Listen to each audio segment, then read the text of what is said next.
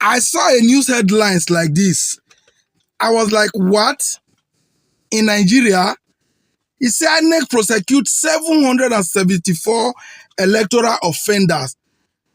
I would not have taken I just felt like such news, I would just walk away from it because I know it's not possible in Nigeria. But for the avoidance of doubt, I have to read through it. And why was I reading through it? I wanted to know if Yakub Mahmood would be at the forefront of those 774 persons. But behold, what I got was very pre-electoral minor issue of 2019. That is what they listed out. See, the main electoral offense that have ever happened in Nigeria is what happened in 2023. February 25th, 2023 is the greatest electoral fraud in the history of the world. And if nobody is being prosecuted for that, then every other news like this is just rubbish. You are trying to waste these people's time. I tried to read in details and it said, court jail Nigerian professor for electoral fraud. I said, who is this professor? If not Professor Yakub Mahmood, then every other professor should not be arrested for electoral because the highest electoral fraud ever known or heard by this world is being committed by Yakub Mahmood.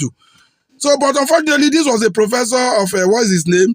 They said Mr. Uduk, a professor of human kinetics at the University of Uyo, was prosecuted by INEC on charges of perjuries and announcing and publishing false results during the 2019 general election. What about all the atrocities of the 2023 general election?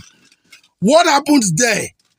I know Nigeria will not, the current system will not punish or prosecute offenders that worked in their favor. Otherwise, everybody that was involved in the electoral process of February 25th, 2023 ought to be in prison as we speak now.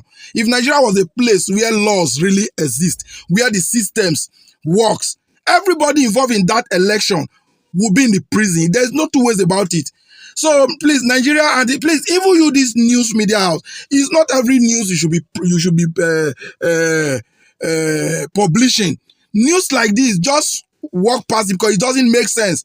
The real news should be Yakubu Mahmood and all his INEC commissioners and returning officers have been arrested, prosecuted, and jailed for their crime against the Nigerian people on February 25th, 2023.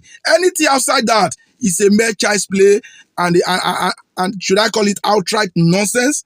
We don't want to hear electoral offenders. The highest of them all is Yakubu Mahmood, and he's still sitting there in Abuja, feeling the balls.